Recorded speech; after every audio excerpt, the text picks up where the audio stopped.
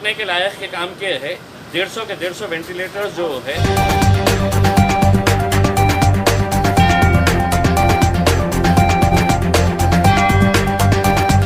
बहुत अहम मुद्दों के ऊपर आज के दिन चर्चा हुई है, जिसमें सबसे अहम मुद्दा ये है कि यहाँ पर हमको हर मीटिंग के अंदर ये बताया जा रहा है कि कितने वेंटिलेटर्स औरंगाबाद के हॉस्पिटल्स के अंदर आए हैं करके, और ये आंकड़ा दिखाया जा रहा है। आज का आंकड़ा ये था कि 411 के करीब वेंटिलेटर्स यहाँ पर लाए गए हैं। सवाल ये है कि क्या वो काम करने वाले वेंटिलेटर्स हैं?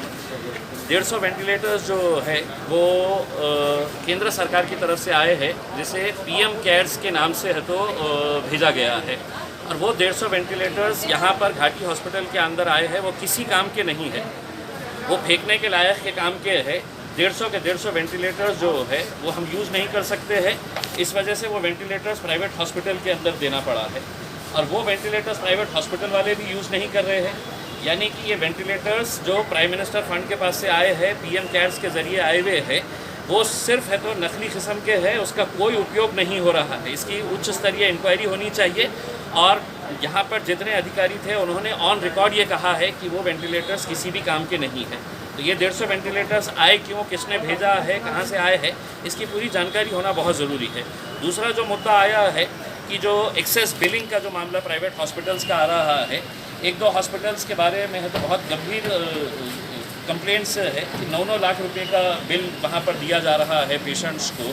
हमारे पास भी कुछ ऐसे आंकड़े आए हैं, हमने उनको दिया है कि डिटेल के अंदर इसकी इंक्वायरी करके वो हॉस्पिटल के ऊपर जो भी कार्रवाई होनी चाहिए वो सख्त से सख्त कार्रवाई। एक तो जो अंबादास दानवे साहब ने जो किया है, और मेरे पास भी जो आया है गजानन हॉस्पिटल के बारे में है कि कई लाख रुपये के वो बिल्स बना रहे हैं करके।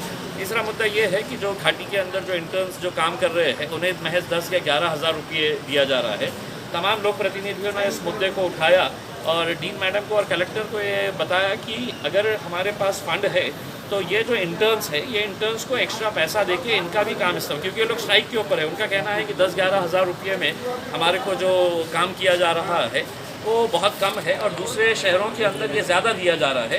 तो ये फैसला लिया गया है कि ये इंटर्न्स को भी ज़्यादा पैसा देकर है तो यहाँ पर उनको काम पर लगाया जाएगा। सर, नमाज के बारे में कुछ ये सरकार नहीं, जो उलमाए किराम है उन्होंने फैसला करना है कि वो क्या करना चाह रहे हैं, कि वो कहाँ पढ़ना चाह रहे हैं और कैसे पढ़ना चाह रहे हैं, क्योंकि ये सबकी जिम्मेदारी है, और उलमाए किराम जो भी फैसला लेंगे मेरे हिसाब से एक अच्छी बात रहेगी। दूसरा, हमने सरकार से ये सवाल किया है कि 1 महीना हो गया है कि मुख्यमंत्री साहब ने कहा था कि हम रोज़ी चली गई तो चलेगा लेकिन रोटी नहीं जाने देंगे। तो कितने लोगों को रोटी दिए हैं करके ये आंकड़ा हमने पूछा है कि कितने रिक्शे वालों को 1500 रुपये मिले हैं, कितने मजदूरों को 1500 रुपये मिले हैं।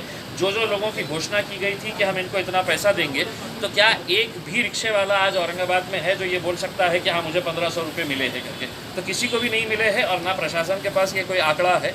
उन्होंने कहा है कि हम अगले मीटिंग तक है तो इसका आंकड़ा लेकर हम बताएंगे। तो सवाल ये है, एक तरफ आप रोटी दे नहीं रहे हैं और जो रोटी कमा रहे हैं रोड के ऊपर तो उनको सील कर रहे हैं। तो ये जो गलत तरीके का जो काम चल रहा है, मैं लोगों से ये अपील करूंगा कि अब महज 3-4 दिन बचे हुए हैं, अपने तौर के ऊपर आप पूरी एहतियात बरतते हुए आप अपना काम जारी रखिएगा इसमें। लेकिन ऐसा नहीं होना चाहिए एक दुकान के अंदर है तो आप 50-50 लोगों को अंदर ले रहे हैं करके।